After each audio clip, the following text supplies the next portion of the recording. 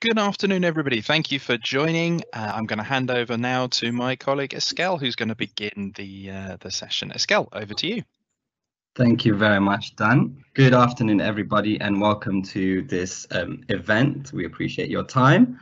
My name is Estelle Solomon, and I'm the Account Success Manager here at iPlato.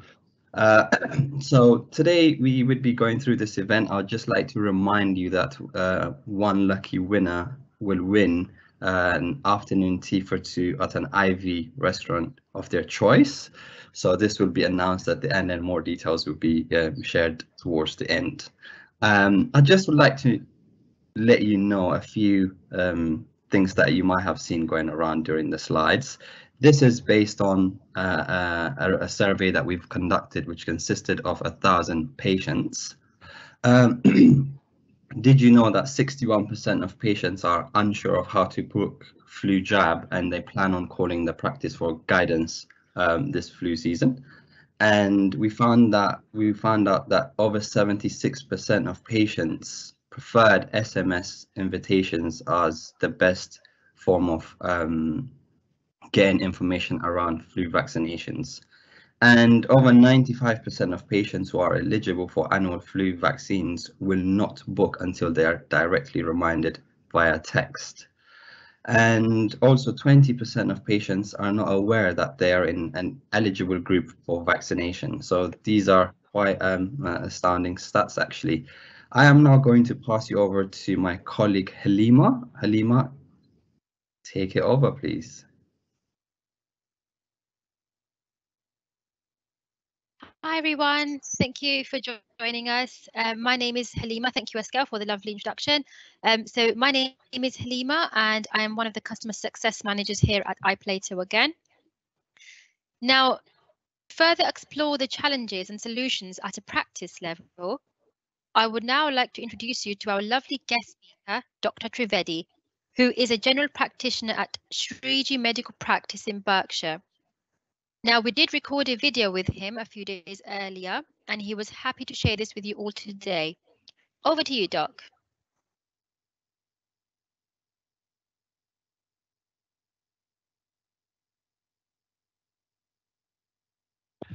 So thank you very much indeed, Dr. Trivedi, for joining us today and sharing your expertise in managing seasonal flu jabs and vaccinations at your GP practice. We really do appreciate it. I guess the best thing to kick off with is our first question here. Would you say it's more important this year than ever for people to get their flu vaccinations? Yes, I think it's absolutely important, and it's probably imperative that people get their flu jabs this year. I mean, year on year, we've always vaccinated the vulnerable population, but I think if what the last 2 years has shown us, respiratory illnesses doesn't just affect elderly patients, and it can sit there and take down anyone from any age. So vaccinations are now open up for younger age groups and everything too for the flu vaccine, and I'll strongly encourage as many patients as possible to engage with it moving forward. Fantastic. And what challenges have you faced in the past with inviting people for flu vaccinations? So I think prior towards COVID, one of the big aspects was vulnerable patients, and that involved naturally popping into people's homes or bringing them in smaller batches compared to filling the waiting rooms. This past year's flu vaccine period was a much different experience because naturally you can't have hordes of people coming into the surgery. Things for us, we opened up everything in our car park. We had tents erected, queues staggered out, 2-meter gaps wrapping around the corner.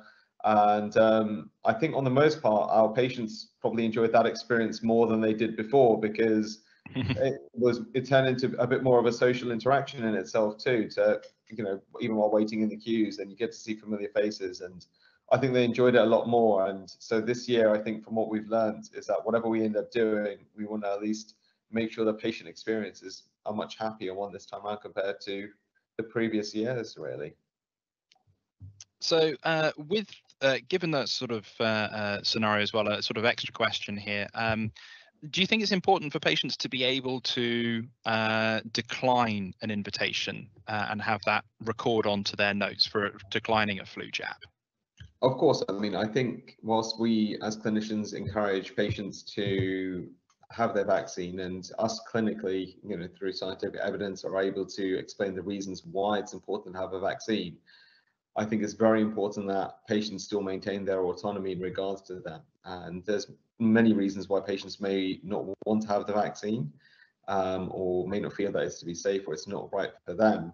And as clinicians, obviously, we're as much as it may not seem that way, we're very impartial when it comes down to what decisions we make. And if a patient chooses not to, then I think that's important too. But equally so, it's important that us as clinicians document that into their notes, so that number one, we don't keep harassing them year on year if that's not what their intention is. But more than anything, God forbid, if something does happen, at least we know what medications or treatments we've given and what we've not. And sometimes that's equally as important. Really.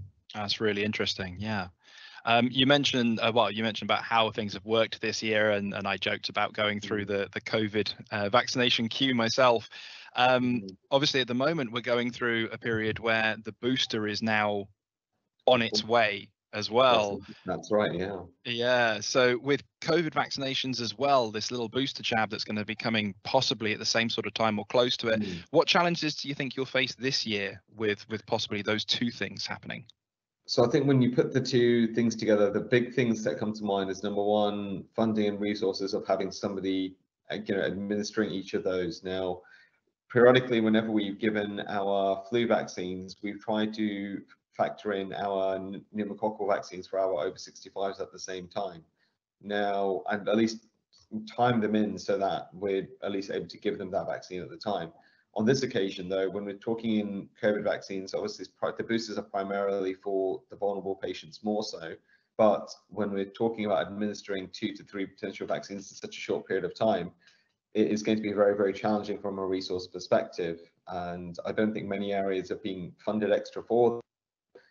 This act is mainly clinics and surgeries going out of their way to protect their communities in the best way possible. Also, one of the contraindications of the COVID vaccines is that you can't have other vaccines very close to it, so they've got to be staggered apart. And that's probably also going to come down to a resource issue on how we execute that. But I think a lot of people at our local COVID centres and our directors in our PCN are doing a fantastic job in orchestrating the right way to execute that. So hopefully it should be equally as smooth as the vaccine program's been for the flu last year as well. Yeah, absolutely. I think it really did demonstrate, didn't it, what can be achieved and what what the surgeries can do when they put that together. Yeah, and on that sort of subject as well, practices looking after their patients, going out of their way to make sure they're okay. There's this other side of it this year as well, with the misinformation of COVID vaccinations and vaccinations in general. Do you think that's going to have an impact on flu uptake this year? I don't imagine it to have an impact on flu uptake, but I think that there's going to be a very big blurring of lines in regards to what vaccines patients are being given. I know that some patients are going to ask, saying, is this for my COVID vaccine booster? Is this for my pneumococcal? Is this for my flu? And when you've got 3 different things which potentially might be happening for a potential group, it makes a big difference. There's obviously a lot of you call it propaganda, which is out there in regard, and misinformation about the vaccines which has come about, and naturally that's going to probably have a very big impact in itself too. And also for a lot of patients who had the COVID vaccines, they have had unfortunate side effects. They've had fevers, body aches, pains, and for a lot of people, having that twice, thanks to the first dose and the second dose, was bad enough. But when you then start presenting in a booster, I think there's naturally going to be an element of aversion for a lot of patients there. But it's important that we do that so that we can keep everyone safe and healthy. Yeah, that was a really interesting point you made as well about the sheer amount of things that might have to happen, and that people might be receiving multiple vaccinations and jabs, and how important clear information and speedily delivered information is going to be important. That's right. Yeah. A sidetrack question then. The flu enhanced service specification now requires patient ethnicity data as well to be collected. How were you looking to achieve this at your practice? So our practice is actually a very ethnically dense population. Probably about 60–70% of our patients are first generation immigrants or the children of. And so we've been encouraged, I think, very early on to record that, even though for a lot of us, we know where that our patients have come from. I think when now more than ever, we know the importance of data collection. We know the importance of how data can be used to help populations. And it's with that that we were able to identify that BA-ME populations were at a higher risk due to the COVID virus itself. I think recording this information now, making sure that that information is up to date, is now more important than ever, because whilst we all may be humans, we all have the same rights. All of us are genetically designed a little bit differently, and thanks to medical intelligence and data analytics, we now can start using that information to make sure that we're providing even better healthcare than we have done before. So to any patient or anyone who is a bit apprehensive or a bit unsure about should we allow our practices to do that, remember, it's so that we can provide the best medical care for you as an individual, and it's not for any other weird little Facebook project or anyone else might be trying to chase after. So yeah. Exactly. Yeah. No, excellent. But thinking of the challenges that we've discussed here and your experience with our MyGP Connect system so far, how you've seen it, how you want to use it, how are you planning on using the MyGP Connect system for flu season this year? What do you want to get out of it? So I think our role of tying in MyGP is probably going to be where we're really hoping that we can sit there and start incorporating the app into patients' lives regularly, by being able to sit there and message patients in a bulk to highlight that they're being invited for that vaccine is going to be a savior in itself too. It's hopefully going to decrease our administrative burden for our staff drastically, to be able to highlight, yes, you're being walked in and this is a walk-in clinic and this is what you can do on this day, and getting things scheduled. Even when it comes down to appointment scheduling for their vaccine, we're going to start trying to incorporate the app to be allow patients to actively book on themselves once they've been messaged. And fingers crossed that works out to be very fruitful when we do that. But more than ever, given the fact that we've got these multitude of different vaccines and different treatments that we're offering, especially tying in things like COVID booster, I think sharing information with patients about the risks and the benefits of each of the vaccines now with an app such as MyGP, the more patients we have onboarding with yourselves, the better it will end up being in terms of being able to message these patients, because we can send them reminders saying, you've not had your vaccine, remember these are the risks, this is the reason why we're doing something. And sometimes that little nudge is all a patient needs in order to say, actually, you know what, this is for my well-being, I need to get up off of whatever I'm doing, take a bit of time for myself and get the vaccine done. Absolutely, yeah. And it's something that we've had real world success with previously with our cervical hub screenings, where that little nudge to get a text message to go for something like a cervical screening has saved lives as a result. So hopefully we can do the same thing again for you. Thank you, Dr. Trivedi. That was very useful and helpful indeed. I will now hand over to my colleague Scott, who will highlight and explain the range of flu solutions available from us. Thanks, Halima, and thank you, Dr. Trivedi. That was really informative. If I could have the slide, please, Dan. Fantastic, thank you. So I'm really pleased to see you all here today. Thank you for joining us today. I hope this will be a useful event for you. As you can probably tell from our conversation with Dr. Trivedi just there, we don't have all the answers, and there are many things still to be determined, in particular with regards to the synchronous vaccinations for COVID. As a technology provider, we know that we can't answer all of the challenges faced by practices for the seasonal flu campaign this year, but what we can tell from the discussions we've had with our customers and with the health service is that there's going to be a need for a flexible approach, and to utilize the solutions that are available to practices in as flexible a possible way to deal with changes as they come along. And also this year to reflect the changes in the way that vaccines are being delivered. In particular, COVID, as we know, has really introduced the idea of larger scale vaccination programs managed by PCNs rather than just by practices alone.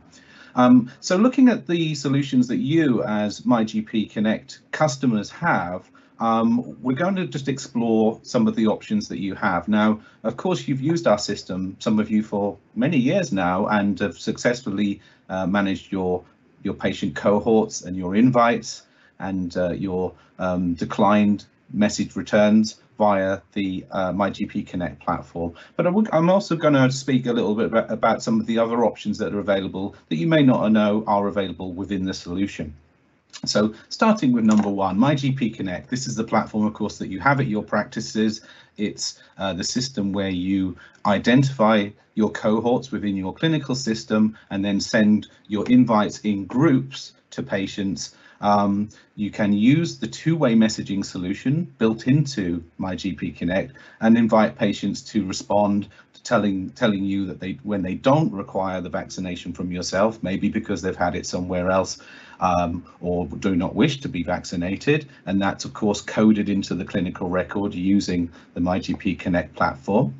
In using this bulk messaging platform, we can address different groups of patients in different ways, and Dan's going to mention how we may look at, in particular, the new group that's added this year, the older children, the teenage patients. That's a new group, of course, for this year. That part of the messaging solution is unchanged, we would say, really, from previous years. We know that many of you are familiar with it, but also many of you maybe are looking at it for the first time, or maybe need a bit of a refresher. So we're going to cover that in the next section. Moving on from there, Dan's also going to talk about a feature that is built into the system, but not all of our customers know it's there, which is called the call recall campaign. Now, this utilizes the MyGP app.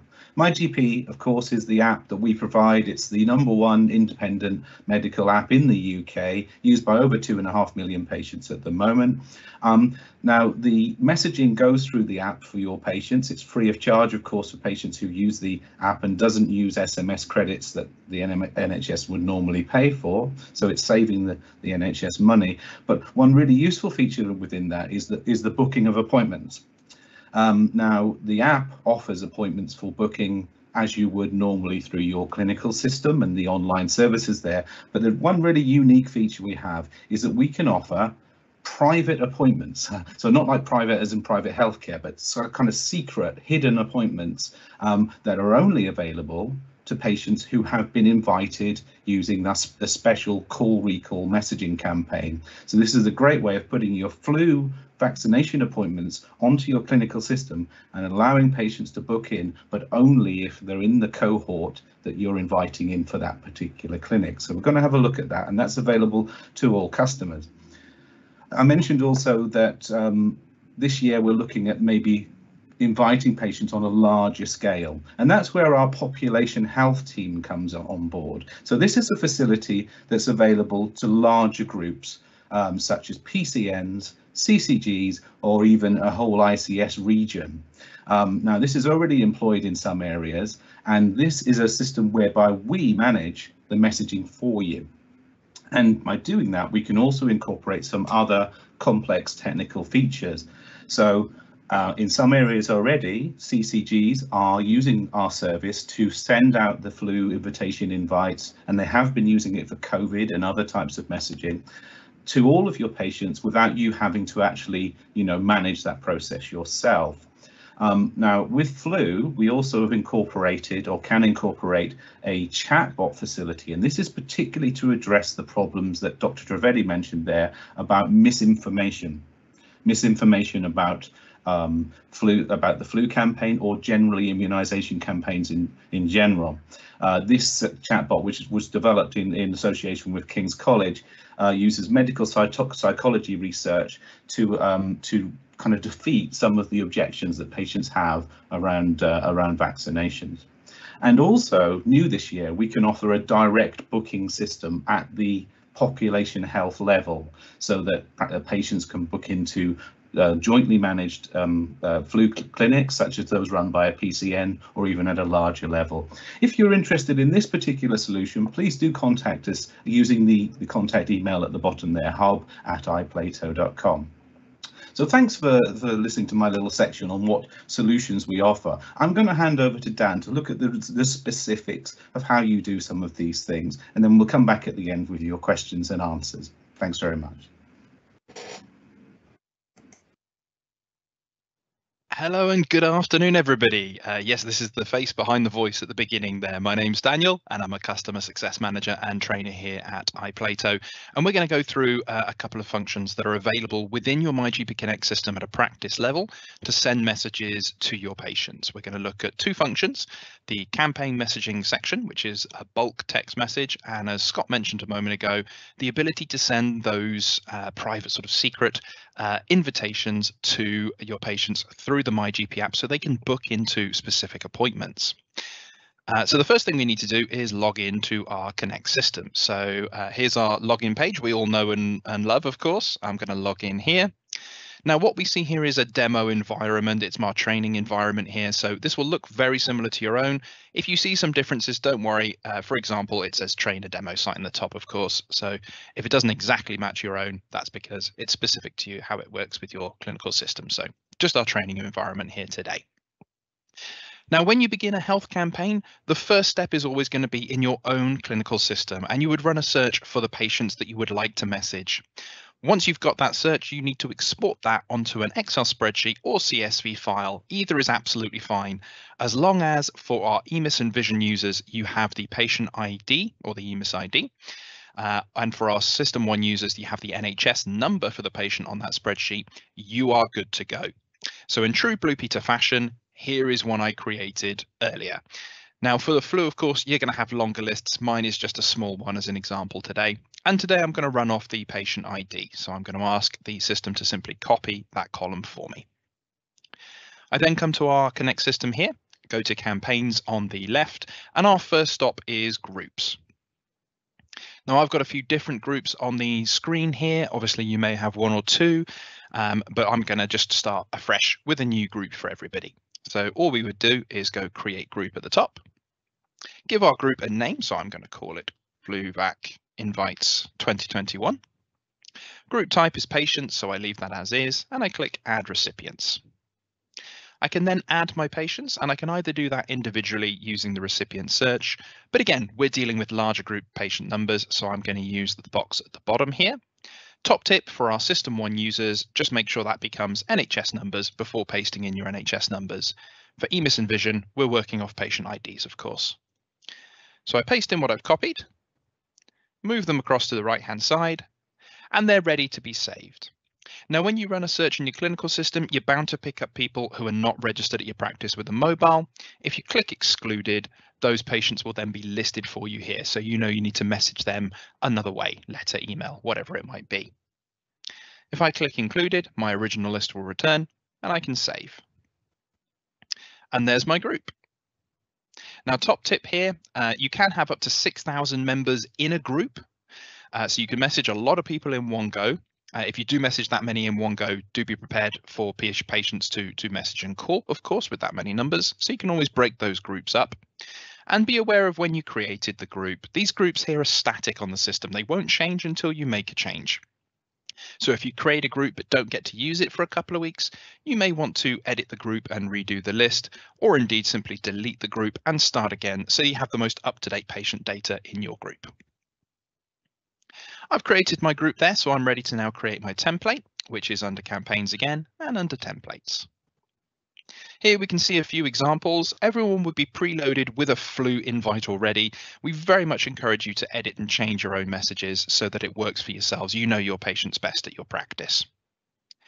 There's a few different examples here. They are on our help page as well. Again, I'm going to create a new example.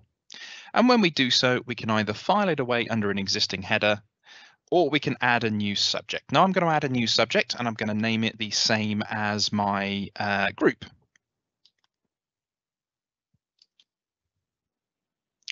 And then we can paste in or write in what our message is going to be. So I'm going to paste in an example here. Again, this is on our help page.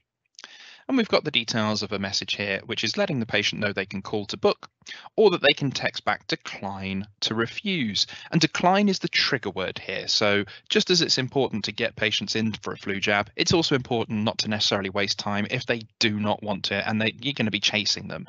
So you can tie a clinical code to that word so that your patient history updates automatically to say they've refused it. Now, at the moment, that's a piece of text. It doesn't mean anything. We need to add a code to it, and that's going to be the next step. I do just want to point out this one here as well. This is what we would call a mail merge term. Now, this will go to the first name of the person in the group that you connect this message to and fill this in automatically. So this is what Scott was referring to earlier, particularly with those teenage cohorts who might be registered under a parent or guardian's mobile, so that it's clear whose appointment this is for, who needs to have the jab. You can fill in this mail merge term so that that fills in the name of the patient from your group. I'm going to click save on this one, and that's going to put that on the screen for me. And there it is, Flu Vac Invite 2021. Brilliant, I'm almost all set. I just want to activate my trigger word. So I go to campaigns on the left, I go to trigger word, and I need to add a trigger word. So I'm going to go straight to add new, so you can see how this would work. The campaign name we need to fill in, so that was a flu invite. And the trigger word I used was the word decline. Now, we would always suggest searching for the codes that you want to use in your clinical system, because you can copy paste them straight out of there and paste them into your system here, and then select so that the term fills in below. For those using SNOMED, we are fully compatible with SNOMED codes, so you would be able to use those. Just let our support team know if you've now switched over to SNOMED. Then give your end date to the campaign. Now, we do suggest a good couple of weeks or even a couple of months on the end of the end date, because even though you're going to get a lot of responses quickly, you will get late responders, those ones who message in a couple of weeks' time. So to make sure you catch them, you can put this as far in advance as you like. I'm going to go all the way through to the end of flu season next year. When we click save, that will go on the system. It's showing me the code and the word that it's connected to. When its end date is, so we can see it's green, it's ready to action, it's ready to send back that code as soon as it receives that word. Final top tip on trigger words, because you are tying in a unique code to a unique trigger word, you would only be able to use one trigger word on a campaign at a time. So if you need to, you could use other words like some of the examples that we have on the screen here. To send the message, it's nice and straightforward. We go to campaigns, go to new message, and then we just simply build the message. So you find the group that you want to send to, move them to the right, click next, find your message, move it to the right, click next, and then set up your sending options. So if you want it to go straight away, you would leave it send now. I'm going to send it later, and I can adjust both date and time. Time here is 24-hour clock as well, so do just keep an eye. You can then add a sending code as well, so that you can code back that you have sent this information to your patients. And again, have a look in your clinical system for the code you'd like to use. I'm just going to use an example code today.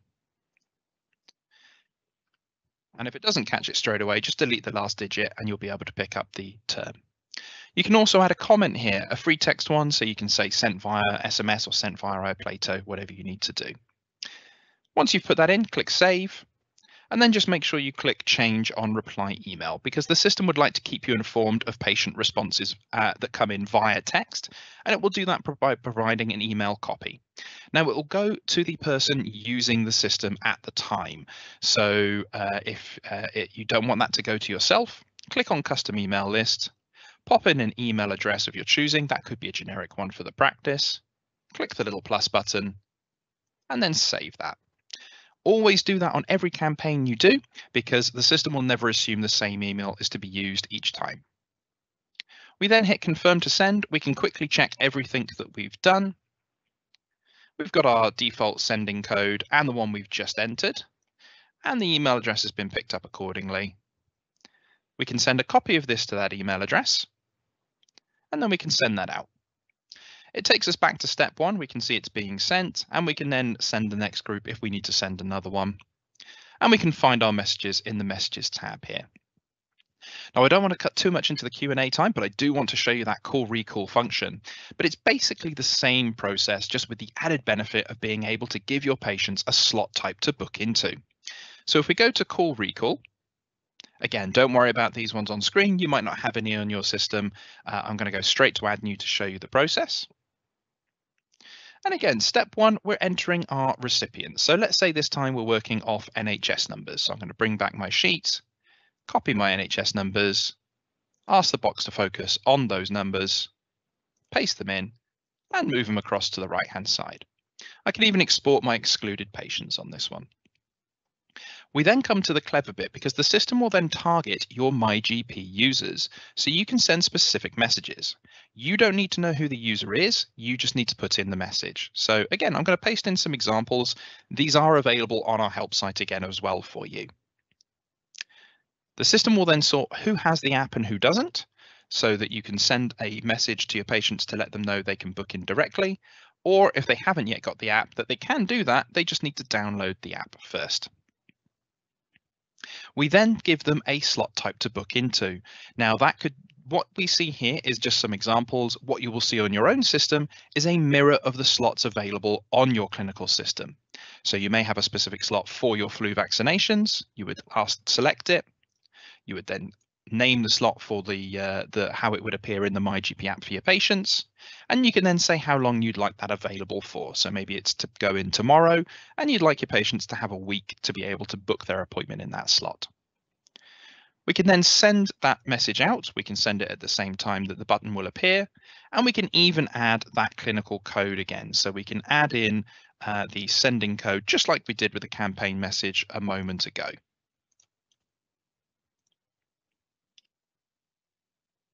And again, we also have free text if it's needed. We can then hit confirm to send. We will have that same confirmation summary that lets us know what's going on. We can then send that message. And that would then send out our campaign. The clever thing is the only people who receive that invite are the people who have been included in your original message. So it doesn't turn up for your other MyGP users. And that is how you would do a call recall. From your patient side, they would get a notification about their message. And when they receive it, they will then be able to go into the app and be able to book their appointment. So just a quick demonstration here.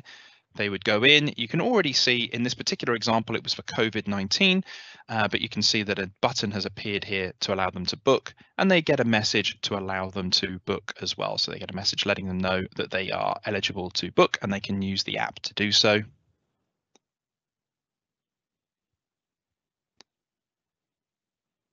And then we can go and book that appointment.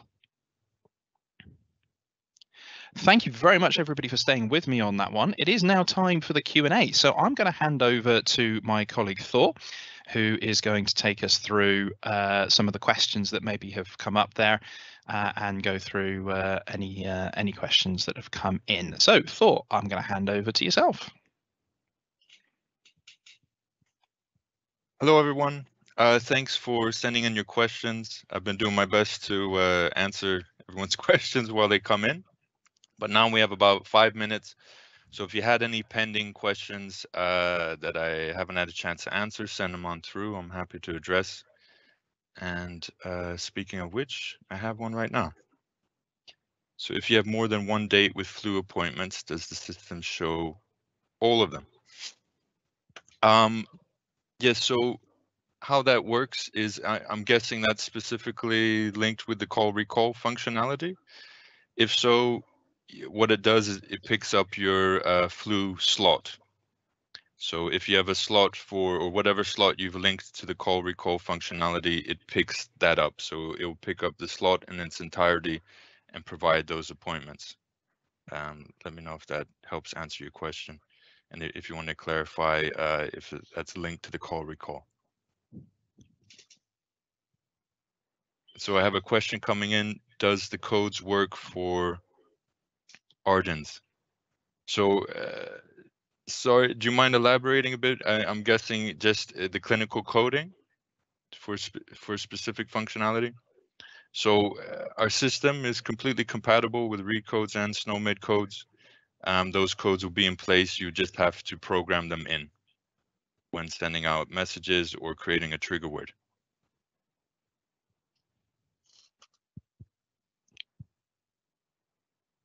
Okay, so I have another question. So can patients not invited to flu campaign see flu bookings if they just happen to be trying to book another appointment?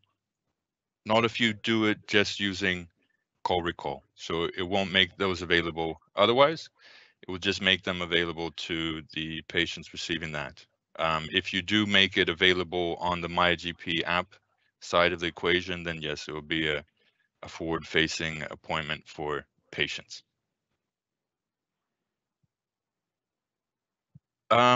So hi, regarding the call recall function, where can we find the help if we need any? Brilliant question. We have a full-fledged help site. I actually was going to post links for the help section of flu campaigns and call recall, but I was busy answering everyone's questions. So let me just drop the link in for those at the end of our session, and I'll make sure you have those. Also, before I answer any more questions, just like to address, if you have no further questions, please feel free to leave. You're not obliged to stay. This would just be the last section of it. But if you're interested in hearing answers about our functionality, please stick around. Oh, thank you. And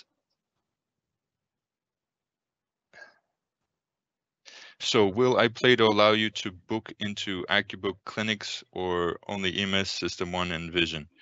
Currently, we're compatible with EMIS, System 1, and Vision. So we work with those clinical systems. In terms of AccuBook, we don't have compatibility with that, but we're looking to provide a similar solution.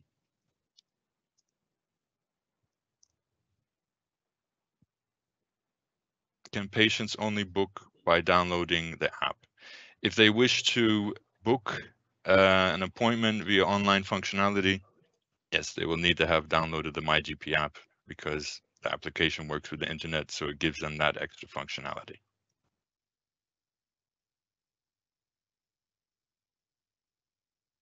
Can you print excluded patients from message campaign? Okay, so this is a bit similar to an inquiry I answered a little bit earlier. So with the excluded section, it won't be able to export into an external file. Sort of the workaround is copy and paste it into an external document. It will have the name and the patient IDs there ready for you, so you have that for your records, and then you can print or save onto your desktop. And Thora, just to jump in again on that one, let me do a visual for you as well, so so everyone can sort of see. So when you do your group, this will be, I'm just going to do that for you. I'm just going to show what Thor was explaining there. So when you copy that into here and you create this, when you click excluded, you'll be given a list of the patients here. So just like on the included button, ID and name will be there, just as Thor mentioned. You can highlight and copy that and then paste that somewhere safe, just so they have a visual for you. Thor, I thought that'd be nice to help on that one. Thank you very much, Dan. Thank you very much. While Dan was chatting, I just dropped in the links for the flu campaign help section on our help site. So that'll be step-by-step guides, video tutorials, sort of going into more detail about what that functionality is and how it works. If you wanted a refresher on that, and also for the call recall stuff. So those links are there provided for you. Just click on them and have a look. And so we're going to come to the end of our session now. Thank you very much for your questions. I can see, yeah, we've answered all the questions anyhow. Any ones that are outstanding that I missed, we can follow up with an email, but just so the session doesn't drag on, I'm going to let us wrap here. So I'm going to hand over to Dan. Thank you very much for your questions. Take care. Thank you very much, Thor. Thank you very much, everybody, for sending in your questions. If you have sent in a few just now and we've just missed them in terms of answering them now, my apologies. We will answer them. We'll post the answers in the Q&A so you can get those. We'll just bring the event to a close now. Also, another apology. I'm really sorry. We did want to do the prize draw now for you live, so we could let you know who has won. Unfortunately, I can't see the list of attendees yet. So when that publishes for us and we have the list of attendees, we will pick someone at random, and your customer success manager from your area will email you to let you know that you are the lucky recipient. So keep an eye out on your emails there. So thank you very much indeed for all of your questions. We really do appreciate it. I hope you've gotten a lot from the session. The session itself, when we have a recording, will also go onto YouTube, and there is a fuller video. You may have noticed with Dr. Trivedi how it was edited down slightly to fit our session today. The full recording will be available on our YouTube page in the coming week or so. So if you would like to see the interview in full, do have a look there as well. Otherwise, thank you very much indeed to Thor, to Eskel and Halima, and Dr. Trivedi, of course. Thank you very much, everybody, for your time today. We do appreciate it, and we will hopefully see you again soon. Otherwise, for now, thank you very much, and goodbye.